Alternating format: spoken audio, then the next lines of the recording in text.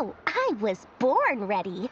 We only have 2 days. You think Lord Sangamabe would let an opportunity like this slip by? Don't forget, when something's in high demand, the people with the goods on hand get to charge the highest price of all, even higher than the sellers taking advance orders. Ta-da! See? It's right here! Oh, it's so pretty! Did you make it? No. Aha! That's not Mage Alice. I passed this on to the Dendro Archon, and she's... Anyway, point being, it was that took him long enough. Marak delivered it to me. So nosy. My fault for sending him the research permit to begin with. Surely Nahida must have told him you were involved in this project. He was probably just nervous because you're always so secretive about your business. Could be. Anyway, I just replied, let's hope there never has to be a use case, because it would involve grave danger. Fair enough. But it sounds like he was just being cautious. He probably felt responsible as the one who made it. Or maybe he was asking as a favor for his housemate. He's done that before. Not sure why, though. His housemate doesn't seem to really care that much about this kind of stuff. Either way, all's well that ends well. I'm just glad to finally have my hands on the product. I wouldn't want to be without it, given the potential dangers that lie ahead. Huh? What does that look mean? Paimon's just super surprised. This must be the first time we've ever seen you actually get serious about something. Well, a long time ago, I made a promise to myself. I promised that I was gonna live every day of my life with a big beaming smile. Obviously, Mora plays a big part in that. But there are always gonna be times in life when you have to give something back.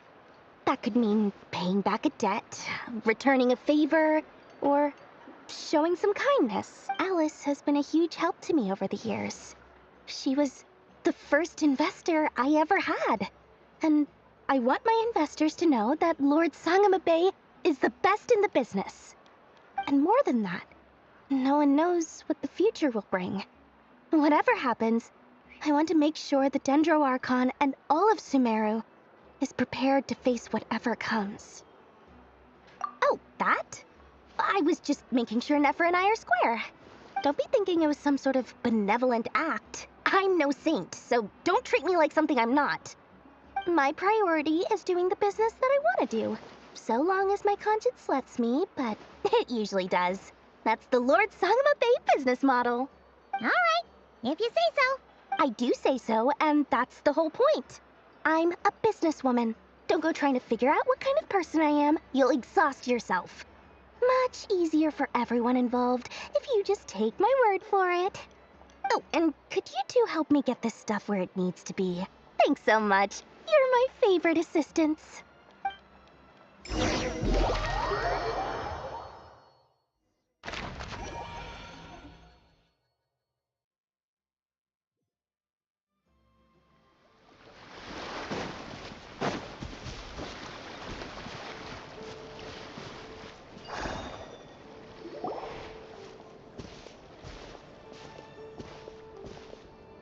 Traveler, Paimon, it's good to see you.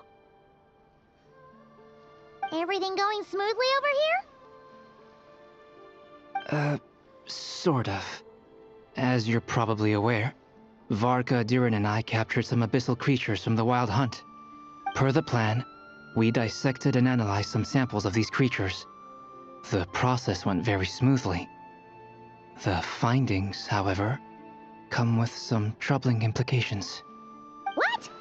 You can actually dissect the Wild Hunt? That depends on your definition of Wild Hunt and dissection. Harmless, lifeless. These words are accurate descriptions. The Wild Hunt is an interesting phenomenon. In and of itself, it doesn't seem to possess anything akin to a human personality. But taken as a collective, the medium through which the Wild Hunt is summoned does appear to have a soul. Master griped a lot about the wise Horoptatyr, and seemed somewhat fascinated with the foul Certology. But she barely mentioned Rächer at all. I don't think that was because of his lower social standing, though. Anyway, it's a pity. I should like to hear her thoughts on the nature of the life form he has become today. It's a strange mix. The furious energy of an abyssal being channeled through a fractured physical existence. A consequence of being torn apart by an unknown power. Perhaps the only explanation for his survival in this state is that he sacrificed a degree of individuality in exchange for a continued existence. Oh, sorry. Once I get talking about interesting research, I have a tendency to go on indefinitely. Back to our research findings. Essentially, they confirm my hypothesis. Rächer's corpse is completely contaminated by the Abyss, and the effects are irreversible. You could think of this as Rächer in mutated form. But in my view, even that would be inaccurate. In reality, his whole being has been consumed by the Abyss. In other words, he is now nothing more than a manifestation of abyssal power. Unfortunately, at present, we have no means of completely eradicating abyssal power. Hence, we cannot fundamentally destroy the Rächer of Solnari either. Oh, that's terrible news! So, that's it? We can't defeat him? Not even if we get the power of the Three Moons? Miss Columbina's situation is a difficult one. She can never achieve wholeness when the world does not accept her presence. It's as if her creator banished her to a place she can never be accepted. It means she spends most of her energy just on her own survival.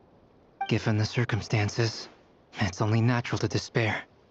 But we must see this plan through to the end. Time to kick off the backup plan. Oh, Paimon almost forgot! This is for you. Dory asked us to bring it. Ah, how wonderful. Well, thank you for making the trip. Durin and I will be heading off shortly. I'm sorry I won't be there to protect you in person this time. Please be careful. All right then. Stay safe.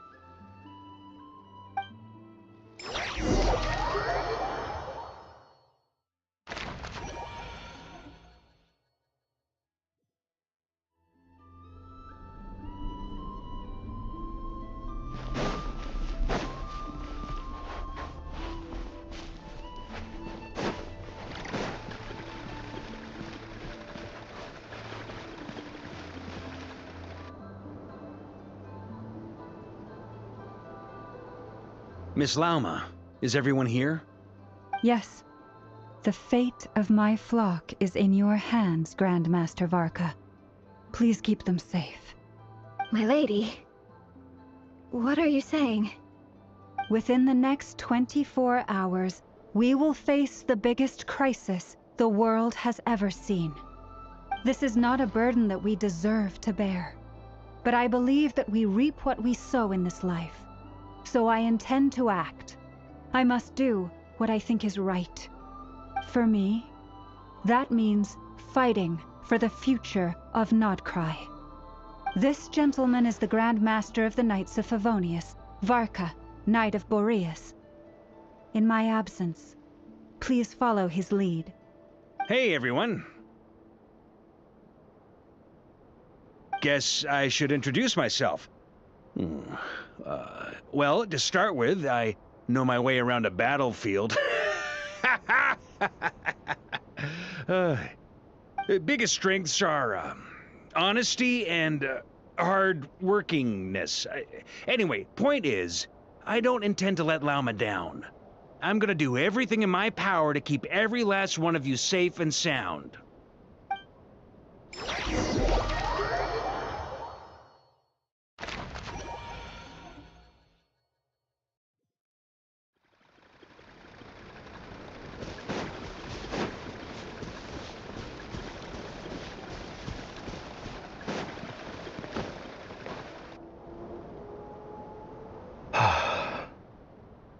Something on your mind?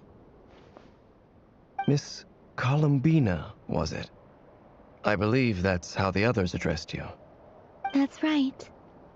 Names are funny things. Have you always been called Dainslev? Yes. I take it your own name has a more complicated history. I have a different relationship with names than other people.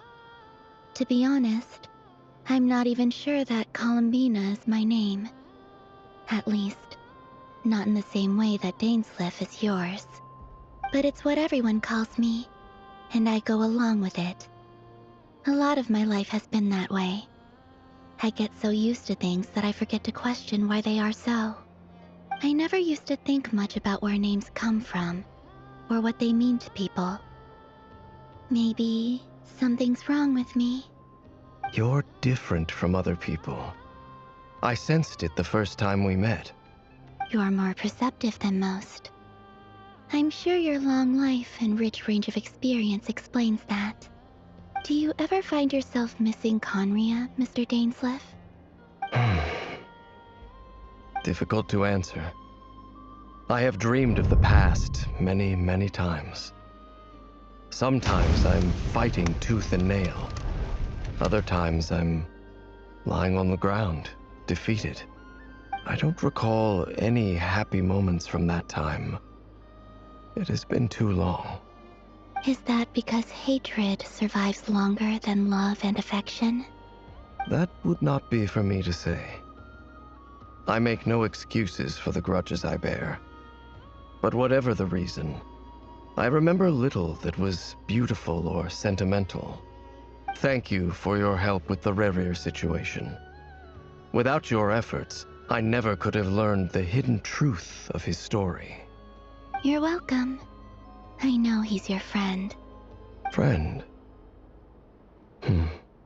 He betrayed me.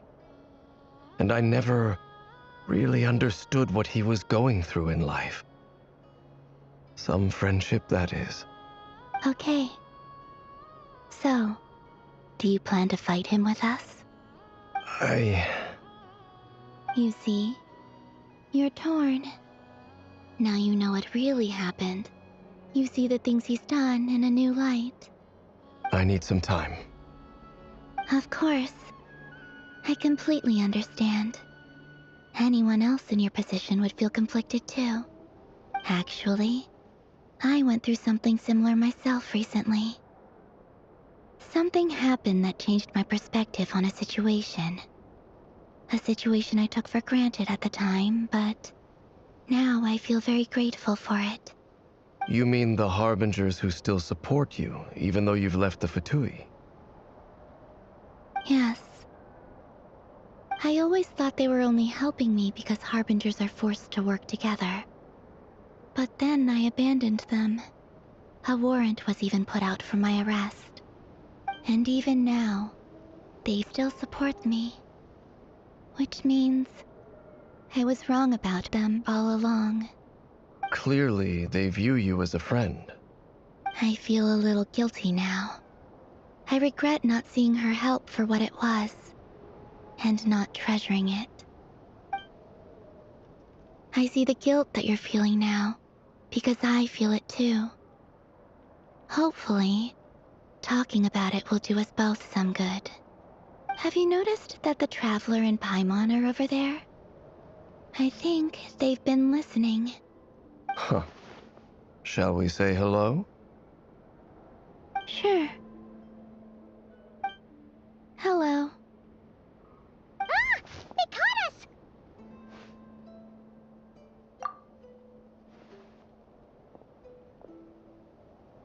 I apologize for making you worry.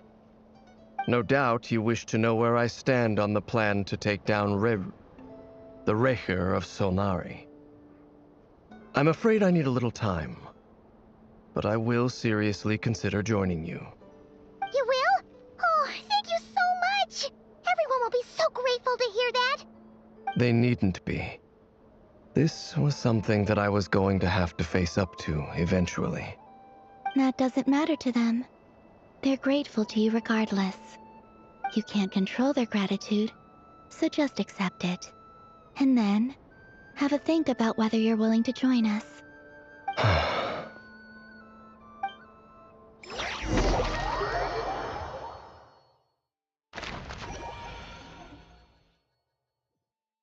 It's nearly showtime! Let's go rendezvous with the others. You know the place.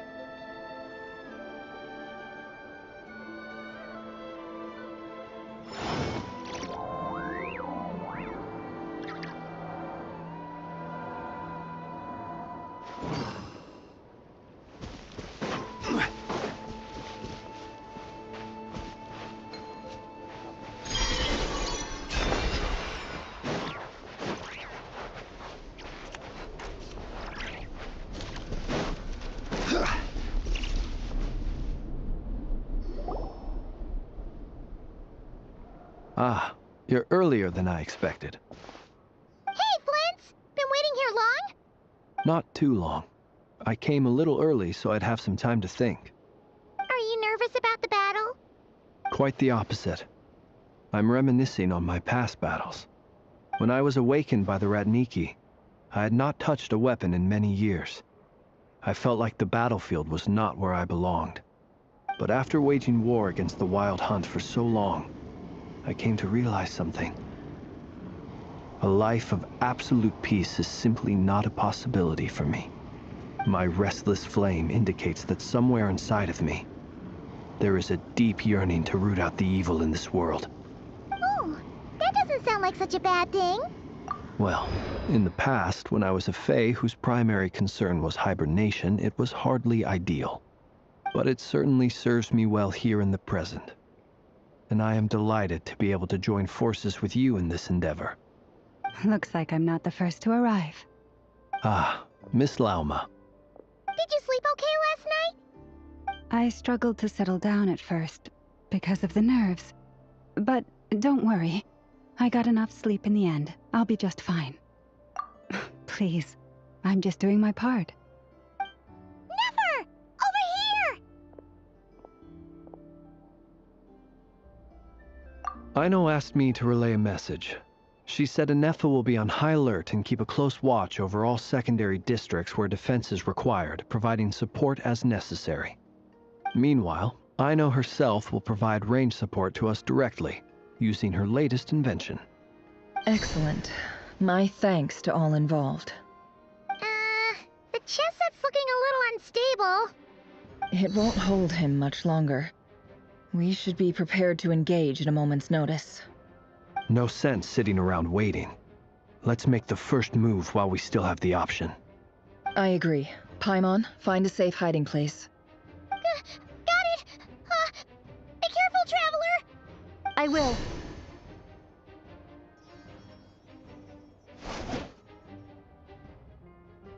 Everyone, take your positions as soon as the battle starts.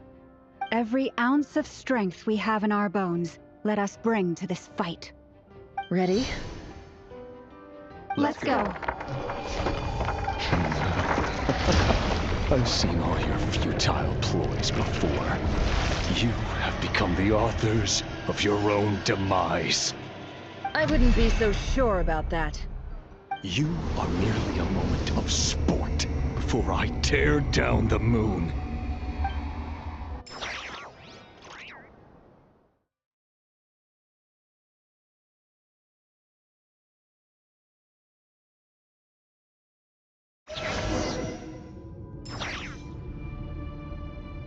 Stay The on your toes. moonlight betrays you. Yep, you too.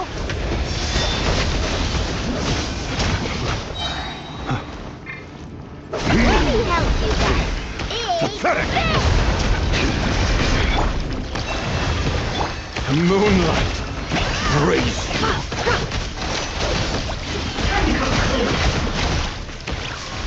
Can't hide the truth. It all falls to the truth.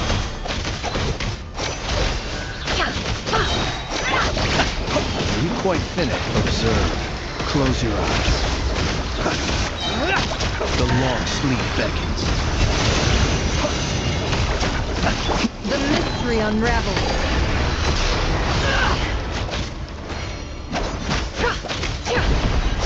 It's all futile. Hunt them down! Forest, protect us. Pathetic! How unfortunate. Move! Futile. Hunt him For the down! everlasting forest. Shameless. How unfortunate. It all adds up. Moonlight betrays you. Hunt him down! No more lies. It began with the moon, and so shall it end. The moon will protect you.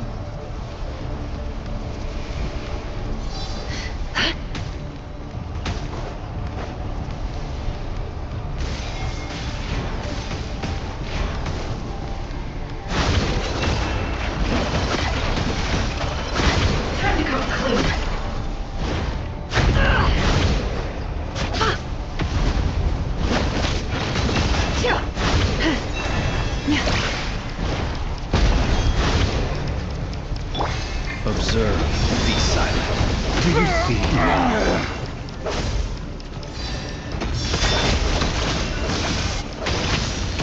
From here, when will it be as you foretold?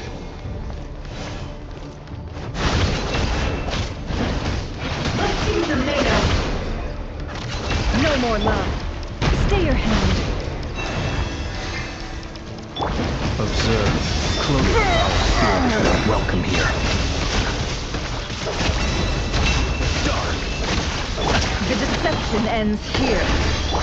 Bombs away! With one heart, we pray.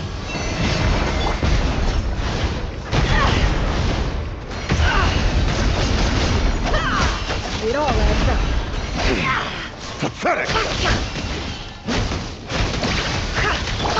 Your poor last land. The moon hunts him down. Seek within. Futile. Moonlight betrays For the you. everlasting forest. Rush of the moon. Go! It all adds up.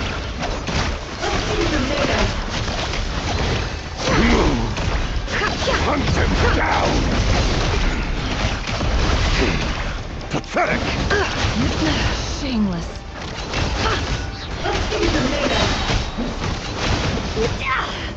The deception ends here. Leave this place. Futile. The night comes. Moonlight betrays you. Keep your distance. By the frost moon of old. Pathetic. Hunt him down. Your game of heroics is over. Who wants to go first? No. Get out of my sight! No! Power We've been will it separated. take? You okay? Never! Where are the others? Stuck outside the barrier. I guess he really doesn't like us. Run or hide before. Knowing too much is always a death sentence. Be careful what you wish for.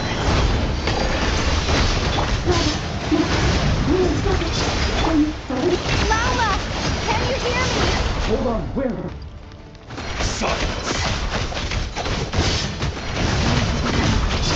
But at least I know they're still there. We need to focus. Stick to the plan.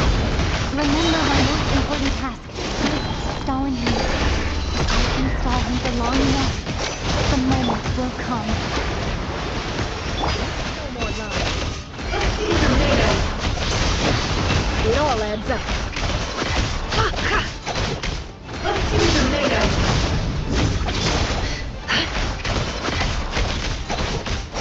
Can't hide the truth. The deception ends here. Wipe out! It all adds up. Time to go clean. Can't hide the truth. No more lies. I better wrap this up. Can't hide the truth. Seek within. Along the way! Go!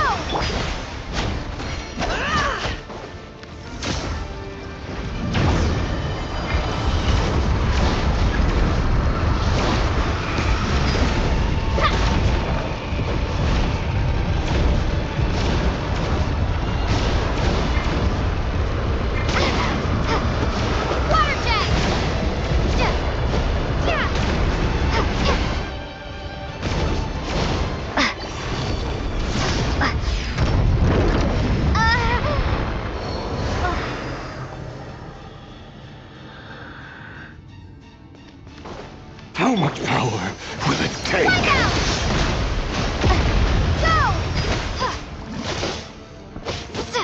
No more lies. The mystery unravels.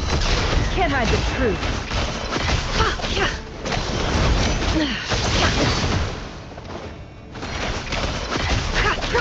No more lies.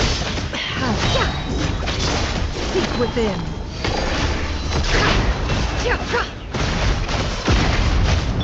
Bomb the way!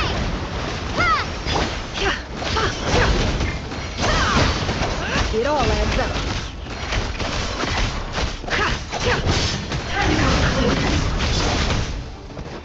It all falls into place.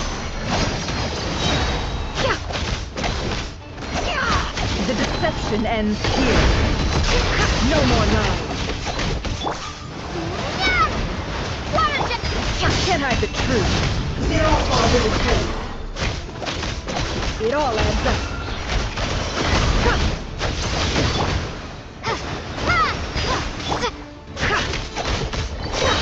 The mystery unravels. Can't hide the truth. Wipe out! It all adds up. Let's see what they're made of.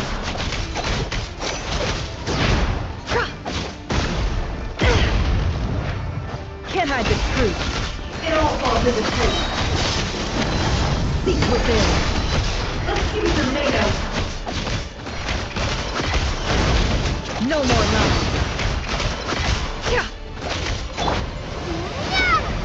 Water jet!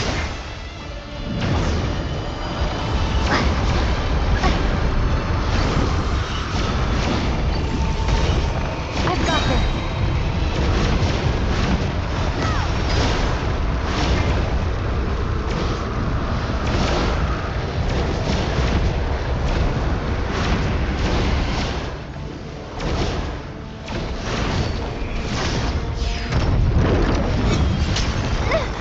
The shield's broken. Death is within my grasp! Don't push your luck. Can't hide the truth.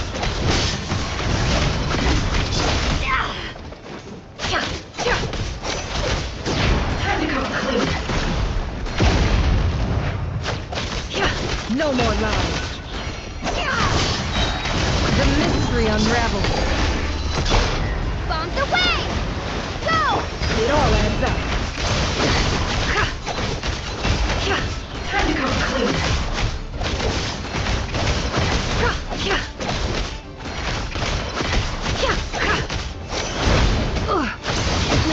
Shameless. Destroyed! And reborn! The deception ends here. Wipe out! Water jet! Can't hide the truth.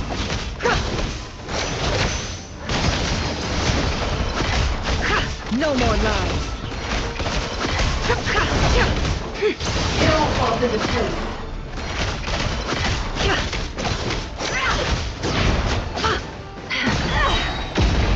The mystery unravels. Go! It all adds up. Time to come clean.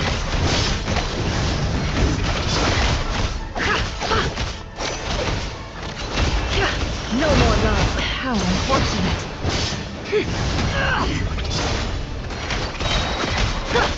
Bomb the way! The deception ends here. It all adds up.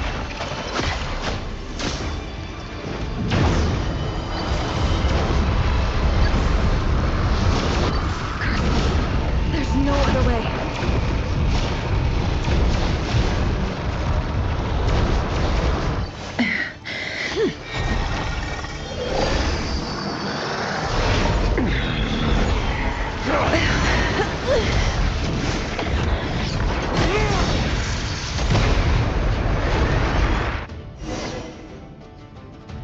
The only way to defeat Rächer is to borrow his own power. That means Columbina will have to disappear while you two bear the brunt of his attacks. You have to hold on. Find a way to keep him focused on killing the two of you.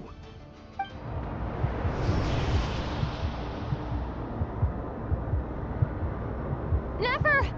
Your eyes are bleeding. Soon you will be powerless to resist. And then, I will reduce you to dust. But that dust will plague your memories. Come on, keep holding on. Any other tricks up your sleeve? Let's see them. As entertaining as they are, you've backed yourself into a corner. You don't fool me. I see your fear clear as day. I have to stoke his rage, make him unleash everything. You fear what you could never defeat. You fear the thought of never being able to save your beloved. You cannot win the fight against fate, Rächer. Is that what you think? Well, now it's your turn to feel afraid!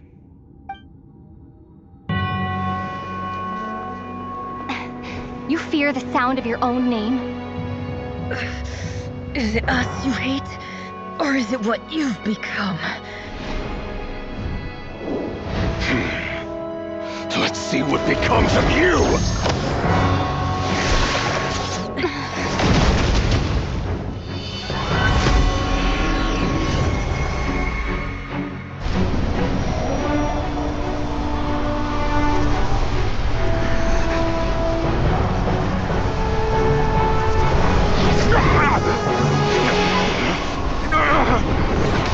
What's happening? That power. I've seen it before.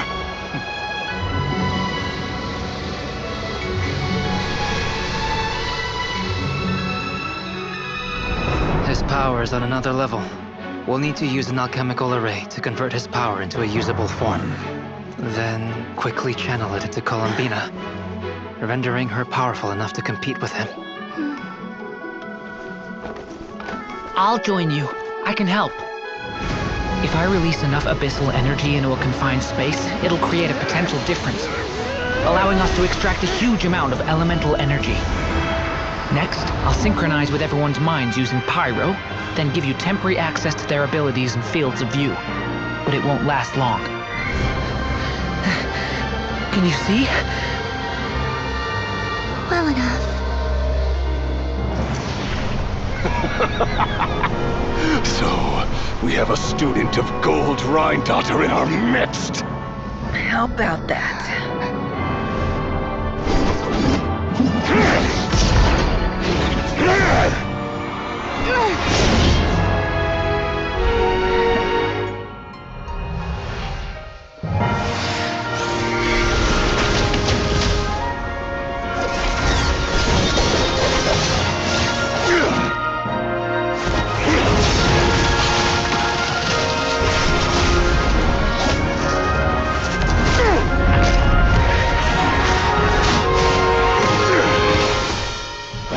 You use my own power against me?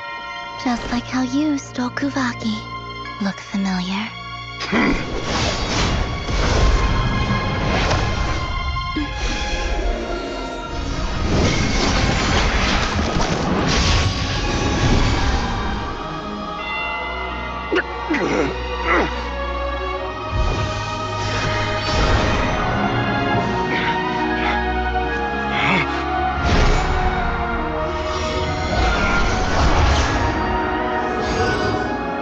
Don't you realize?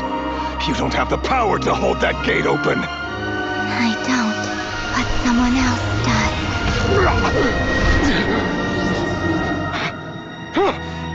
does. Goodbye, Rächer.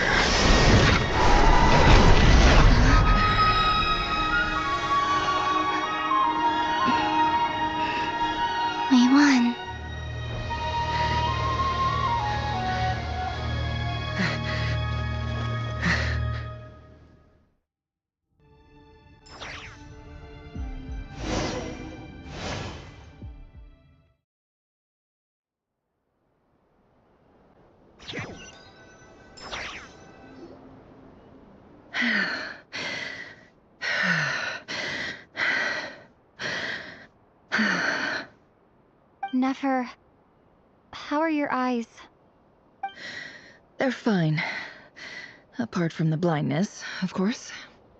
It's not too late. Let me handle it.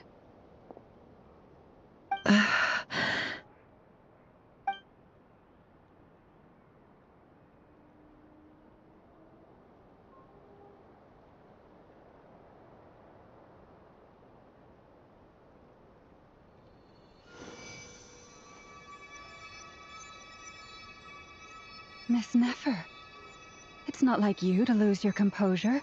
That was the most reckless thing I've ever seen you do. Reckless how? The situation was critical. Our lives were at stake. We had to do something. Even so. Okay. I guess you're right.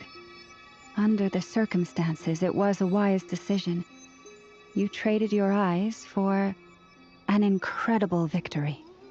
In business terms, I suppose that's a huge return on investment. I'd be hard-pressed to argue otherwise. Still, I don't like this outcome, and I don't want you to lose your sight for good. People suffer when they make sacrifices they shouldn't have to make, whether that means faith, strength, or in this case, your ability to even see. I had hoped you could win without sacrificing so much as a single hair on your head. Thank you. Really. All done. Don't try and open your eyes just yet. We'll see how you're doing in a couple of days. Until then, please follow your recovery plan to the letter. I'll send full details through Yehoda. For now, just get yourself home, relax, and rest. My dear friends, we have fought bravely and achieved a spectacular victory. A dark cloud has been lifted from the skies of Nodcry. All in this land will be grateful for what you have done. The moon will remember this day. Thank you both.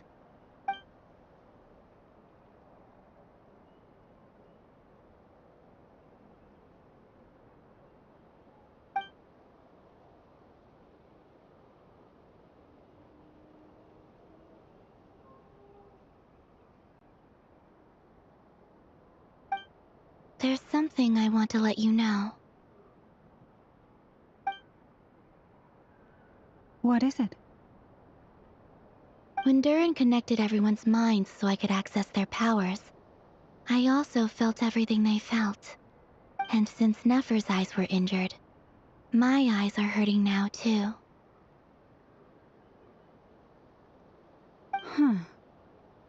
Hold on. Let me try. I only feel the pain. There's no actual damage. I just thought I should tell you. You're right. There's no damage. That's a relief. But I must say, I'm surprised to hear the Kutar share something like this with me. In the past, you never used to open up about yourself. Things are a little different now from how they were. I'm learning to share how I truly feel with my friends. Friends? You have no idea how glad I am to hear that.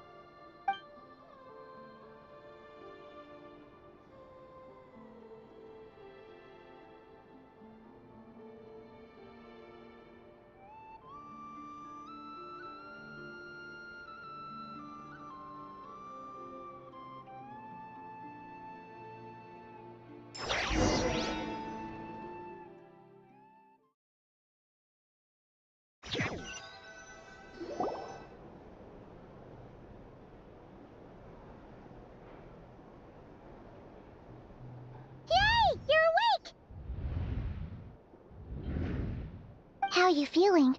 Any aches and pains? Did you sleep well? I'm doing all right, Paimon. No need to worry about me. Phew, well that's good. Paimon's been sitting on the edge of the bed worrying about you for ages. You slept a whole day and night. Poor Paimon had to eat all by her lonesome. Glad to hear you didn't starve. How was the food? Well, it wasn't the same without you there to share it. Honestly, Paimon just can't relax when you're not your usual self. She couldn't enjoy the food and settle down to sleep. Well, I'm back to normal now. Oh yeah, and Albedo swung by earlier. He said to tell you to head to the tavern when you woke up. Varker and the others are organizing a victory feast and they want to celebrate with you. He also dropped off some medical supplies, but you seem fit as a fiddle, so guess you won't be needing those. If you're feeling up to it, let's head over now.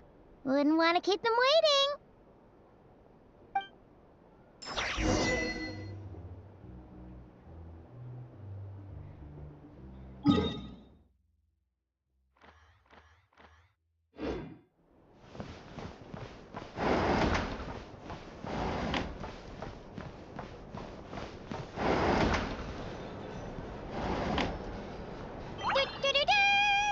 We're here! Traveler and Paimon! Perfect timing! We were literally just saying how there's no way we're holding this victory feast without you any longer, and we would have postponed it till tomorrow. How are you feeling today? Much better, thanks. Don't worry about me. Relieved to hear it. If that changes, just let me know. Happy to check you over at any time. Yep, we're here for you. Anything you need, just let us know. Oh wait, where's Nefer? How are her eyes doing? Nefer's right over there. I'm sure she'd love to catch up with you.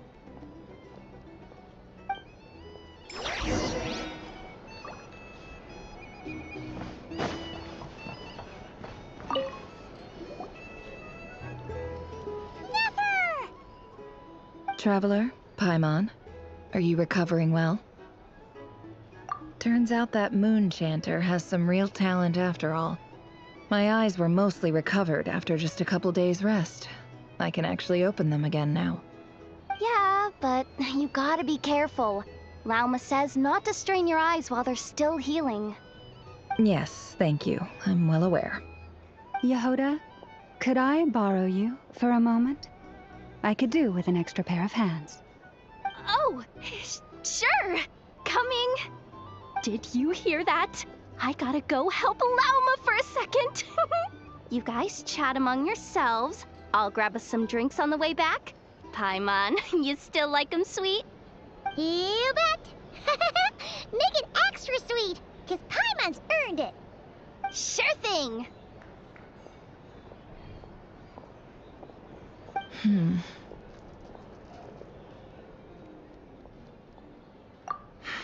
The Rächer of Solnari. Kind of a snake, don't you think? No, definitely a snake. A poisonous one who spewed his venomous hatred everywhere. Anyone who seeks revenge out of hatred for other people has become a snake. That's something my dad used to say. Perhaps. I'm sure it sounds like a very wise and open-hearted perspective to your ears. But me? I think hatred is a perfectly justifiable emotion. What else is left when everything you depended on in life gets stripped away? Something's gotta fuel that drive to keep on living. If you're worried about me, you can nip that in the bud. I'm not someone who gets stuck in the past. It's just... I suddenly feel like I was wrong to call my father a liar. He was just a fool. That's why the academia turned their back on him, and why the other tribes ganged up on him. Oh, Father.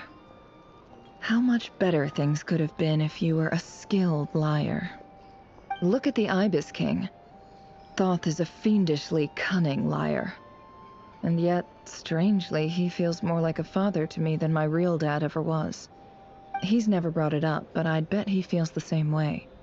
Why else would he give me the power to perceive the truth, while at the same time training me in the art of deception? Well, King Deshret banished him to Aru, which is essentially a prison, and posed 3 questions to him. He promised that he'd have his freedom if he could find the answers. His response was to take on a physical form and approach me, hoping that I could become his envoy and search for one of the answers on his behalf. Did he really think I'd fall for that? He's stuck there. He can't make me return what he gave to me. So that's enough for you to decide he's nice, is it? He's a prisoner, and he was scared. So he decided to perform some good deeds to win people's approval. He lives in fear because he's a deceiver. How is Rächer any different? You can't work as a spy your whole life and expect a happy ending. It's preposterous. Yet I can't say I don't understand it. Liars live in the darkness of their own making, but it's still human nature to want to go on living. They say that a liar's soul is the most worthless thing in the world. What do you think? Oh, really? Well, it takes a very kind person to find compassion even for liars. If you ask me, the soul of a liar really is worth nothing, because all they care about is themselves. For example, when something good falls into my lap, I don't go sharing the news around. Stops other people trying to steal it from me.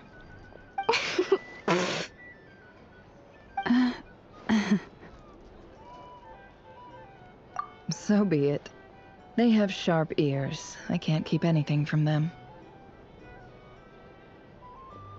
Oh, is that what it looks like? Well, you all know my past now, and I can't simply eliminate everyone who knows too much. So I guess I just have to put up with you, for the foreseeable future at least. When you find yourself in a situation you can't control, the safest play is to keep calm and start monitoring everyone involved like a hawk. In the intelligence world, you need to have a sense of perspective and play your hand accordingly. If you understand what's at stake, please ensure my secret is safe with you. I trust you'll respect my wishes as a friend. But don't forget, I will also be watching you like a hawk. Very good. Oh, wait! Now that the panic's over and we've all calmed down, Paimon suddenly remembered something. After all that build-up, our mystery ally never showed up even once.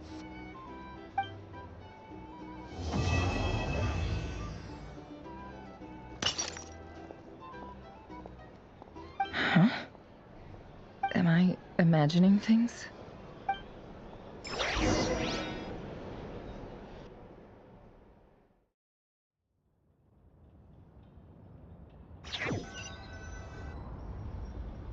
So, that close colleague who stayed behind with you? What's he been up to recently? Don't know, don't care. I get more normal human interaction from hanging out with Bosco too than him. Although, now you mention it, he hasn't bothered me in a while. I wonder if... If he's disappeared without a trace, it's the biggest gift he ever gave to the world.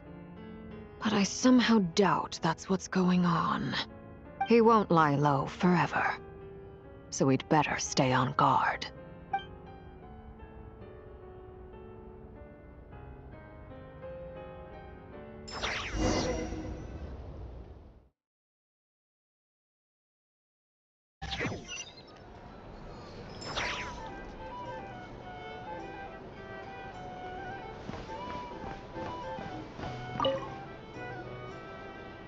How have you been holding up? Any adverse reactions? If you start to take a turn for the worse, make sure you tell me right away. You don't need to worry about me, Grandmaster. I'm fine. I mean, I barely did anything, so... What? You're too humble, young man. You played an indispensable role in the battle for Notcry. We can't thank you enough for your support. Sometimes, when people praise you, it's because you deserve it. The best thing is to accept it calmly and with grace. It's important to learn how to respond to words of admiration. Let's do a quick demonstration. Albedo, that was an incredible feat of alchemy. The pressure was on, but you worked flawlessly at lightning speed to get the job done. Thank you. I can't take all the credit, though. Durin played a big part in forming the alchemical array. See? Did you catch that?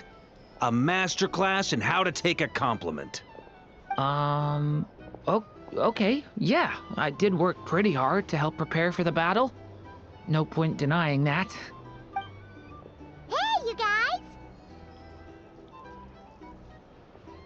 Hey, look who's bounced back. Looking good, traveler. Seems like you've recovered. You won't need to take any more medication. Can I get you a drink? Huh? You know how to order at a bar now? You've sure learned a lot recently. Handling a drinks order is ridiculously simple compared to alchemy. Don't worry, I'll blend into society yet. Paimon believes it. You're clearly a fast learner, just like your brother. To be totally honest, though, Paimon didn't quite follow all the details when you first explained the plan to us. Don't worry, that's completely understandable. Unless you're a student of alchemy, it's hard to grasp the principle and how the process works. To put it in the simplest terms, we saw how our enemy stole the power of Kuvaki, and that gave us the idea of stealing his power to turn it against him. When facing an enemy you have no hope of defeating, it's best not to engage them in battle. So, instead of looking for a way to overpower him, we decided to help Columbina get strong enough to at least stand up to him in a fight. For this to work, we had to analyze his modes of attack, confirm who his main target was, and make sure that he wouldn't go beyond the range of the alchemical array. For added security, we prepared a total of 4 arrays. But to mitigate the impact of the battle, we identified one location in particular as the ideal spot, which is where the confrontation took place. The alchemical array absorbed his abyssal power. Then Durin processed it to render it usable by Columbina. That power enabled her to do what would otherwise have been nigh on impossible. What surprised me was that Dainsleif actually agreed to join us. Given his history with Rächer, he had every right to sit this one out. But we're extremely grateful for the decision he made. It must have been a painful choice to make. But I'm sure that making a decision was far better for him than staying in limbo. Absolutely. He was torn between 2 paths, but in the end, he made his choice and stuck to it resolutely. He doesn't strike me as the sort of person who'd stay trapped in limbo for long. Anyway, however you cut it, everyone gave a stellar performance. And now, it's time to kick back and celebrate.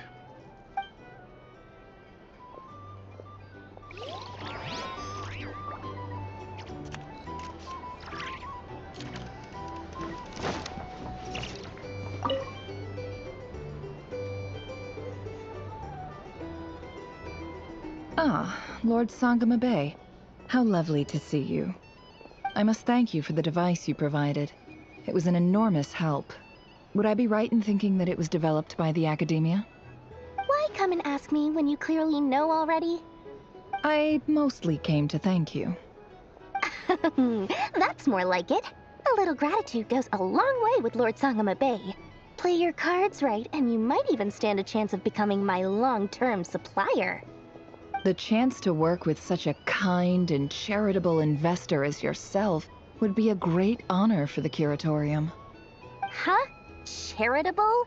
Who said anything about charity? First time hearing about it. Let's see. The first plot of land you purchased in Nodcry, your desert interests, and... Stop! What do you think you're doing? Exposing my investment history! It's nothing to hide from. They're all perfectly legitimate investments. And some of the land you purchased was with the intent of building a sanctuary? Yes, I heard about that too. How did you... You're a curious case, Lord Sangama Bay. You don't like people finding out about your good deeds, do you? But I'm afraid no matter how hard you try to keep things under wraps, where there's a will, there's a way. You did it for Sumeru, didn't you? It was empty land that was gonna go to waste otherwise. I figured if I built something there, it might at least get some use in an emergency. Disasters are capricious things. They strike without any warning. I've lost family to a disaster before, and I don't want to lose any friends or business partners if I can help it. My elder sister used to dream of finding a sanctuary. Somewhere with plenty of food, water, and medicine. where everyone could live happy lives. It was something I looked into, but after discussing things with the Dendro Archon, I decided on a more effective strategy. The tech people handled the tech, and Moneybags provided the Mora. It just made the most sense. It's a pity that so few people know the truth about you.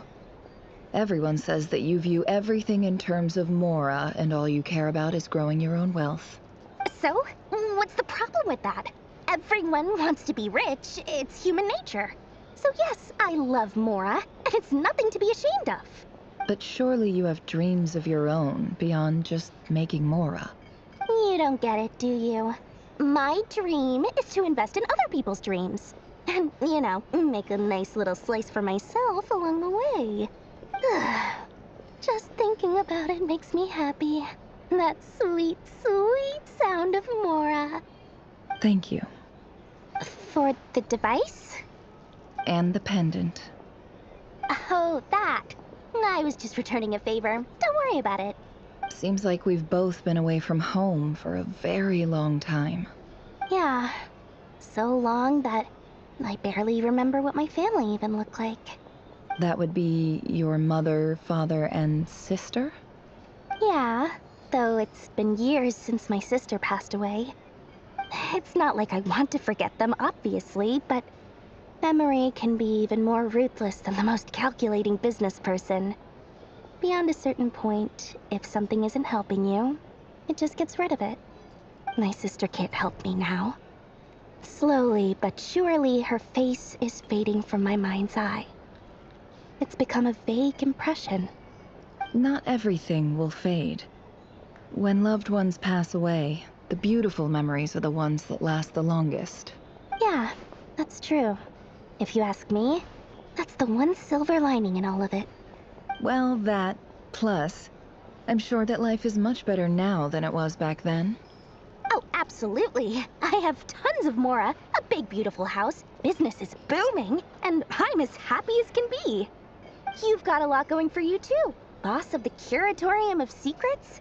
I'm sure there's plenty of Mora to be made in that line of work.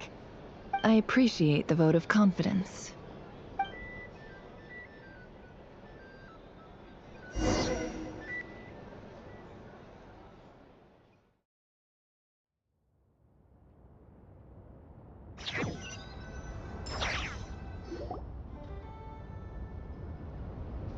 That's the only reason you're here.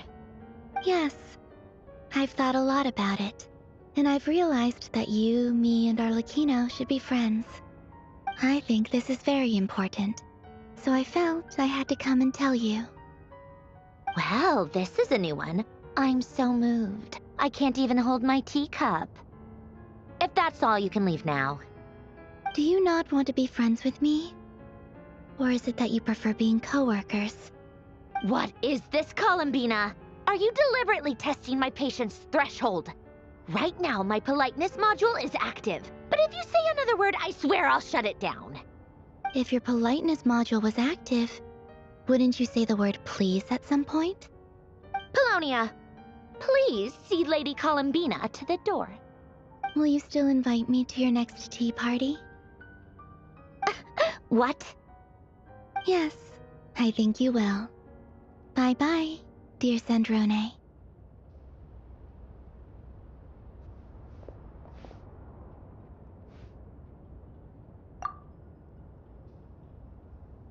Last time, the Wild Hunt escorted you out. Would you rather I handled it myself this time? We just wanted to, see how you were doing now that it's all over. Why? Out of concern for my safety? I hope you didn't seriously think that the Rächer of Solnari would be able to lay so much as a finger upon me, given how prepared I was. Mostly because you kind of helped us out, so we just wanted to check you were okay. Looks like all your robots are fixed, huh? Oh, don't you worry about that. Tea time is already a write-off. The visitor before you managed to kill my appetite. If you're in the mood for tea, go ahead and help yourself. Otherwise, it's going to waste. My coasters are still missing in action, though. Use this notebook instead. Whoa! Pretty hefty notebook. Look at all those calculations. You can ignore those. They're just dumb scribblings. I doodle and write in my free time. Sometimes I remember the distant, dreamlike past. Sometimes I imagine the far-flung future. And other times, I grit my teeth and note down all the crazy nonsense going on in the present. Some people do the crosswords in the newspaper. This is my equivalent of that. Trying to predict the future is like daydreaming, and writing about the present just makes me furious. The past is my favorite.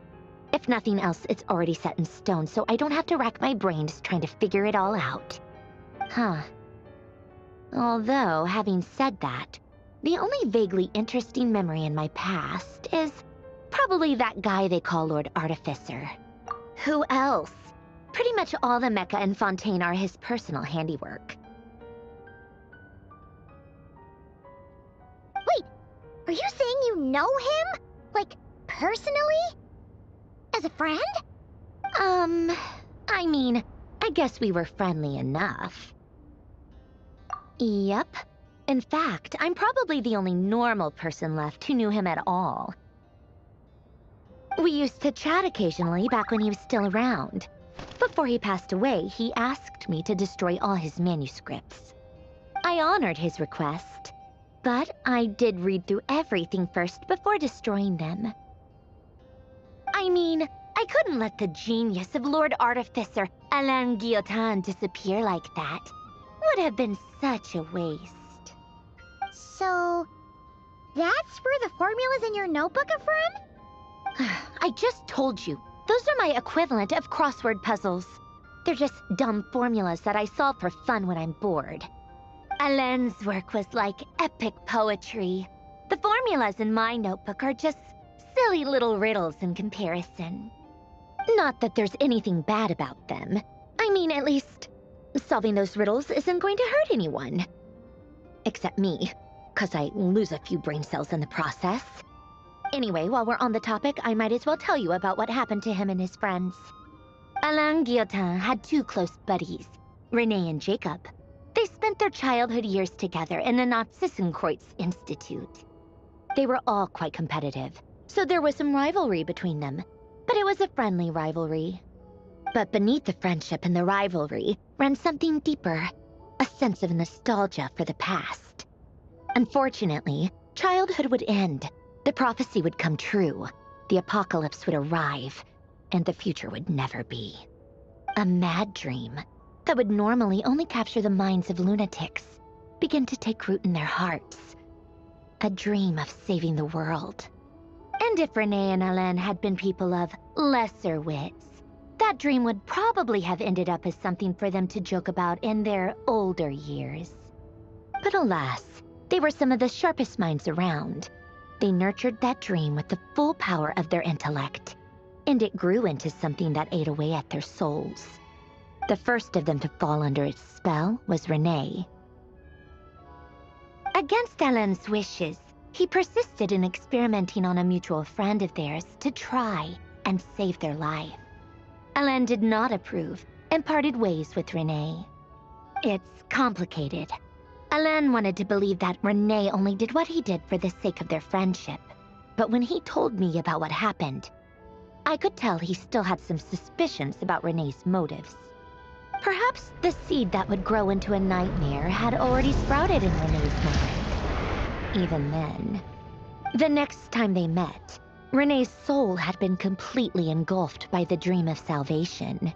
His futile attempt to change the tide of fate only resulted in a wave that swallowed up the world, even before the apocalypse came. And although that wave died down eventually, I hear that it just recently came back with a vengeance. As I understand, Renee wanted to live out his dream of salvation once more. But I'm told that the attempted resurgence finally died out for good. At long last, Renee awoke from his deluded dream. Though of course by then it was far too late. What do you think of Renee? Do you admire his transcendent genius? His view that any price was worth paying to achieve the lofty goal of saving the world? Or do you despise him? Dismiss him as an evil madman, who wrought havoc on the lives of everyone around him as he pursued his delusional dream. Same difference, really. Just a matter of perspective. Really? I can't tell whether that's because you disapprove of his deeds or because he failed. Or maybe you have some other reason.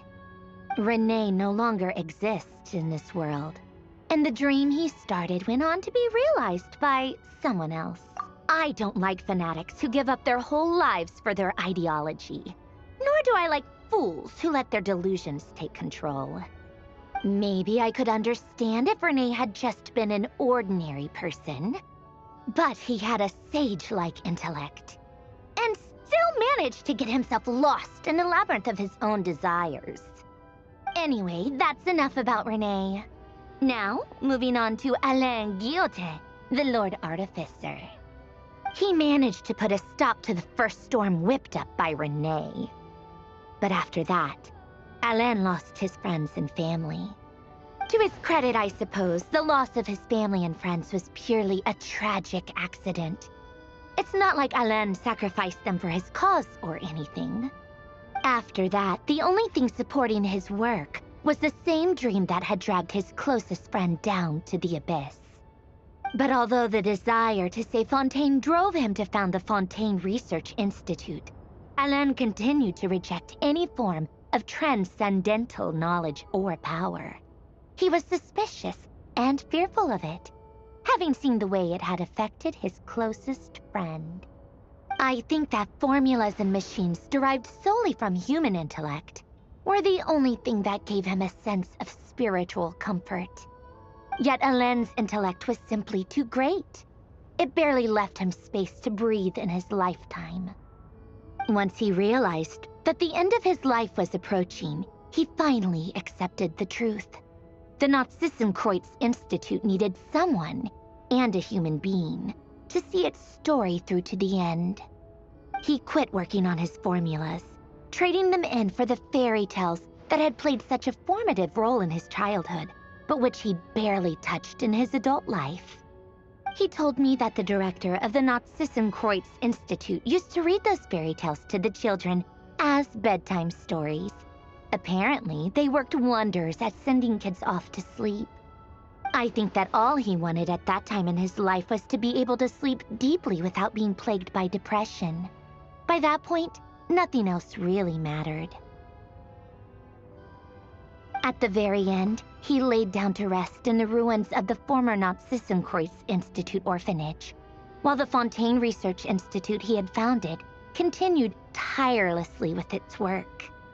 Many years after that, tensions over competing dreams would once again cause a rift, this time between members of the Fontaine Research Institute. But the actions of those fools had nothing at all to do with Alain. And that is the story of two people from the Nazissenkreuz Institute who both wanted to save the world. One went all in on his fantasy of salvation without ever looking back, and ended up calmly sinking to the bottom of the deepest sea. The other sought desperately to burn bright in his life, even though he wasn't sure where he was going. I do sometimes wonder, why is it that people like them have such grand hopes of saving the world? Even the grandest tree starts as a tiny seed. So perhaps, for each of them, their mission to save the world began with a very simple desire: to save themselves. They were young children with friends and family who mattered to them, desires to explore the meaning of life, ambitions to have a successful career.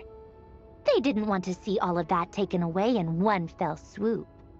Or maybe they just wanted to find something to anchor themselves within the chaos, to stop them getting quietly swept away by the storms of life. But instead, the search for their own salvation took them down the rocky road laid out by fate.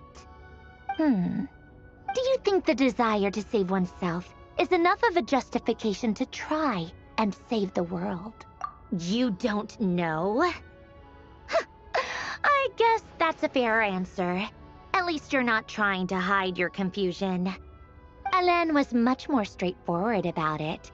I asked him the same question back when he was in his prime, putting all of his energy into his work. Yes, it's enough. That was all he said before getting right back to his work. He was always that way. All right, tea time's over. I owe Arlecchino a favor for telling me these stories. I'll have to bring a whole sack of gifts the next time I visit the House of the Hearth. I'm gonna go tinker with Polonia now. You guys can do whatever you want, as long as it doesn't involve interrupting me. Polonia, exit hibernation mode. Begin diagnostics.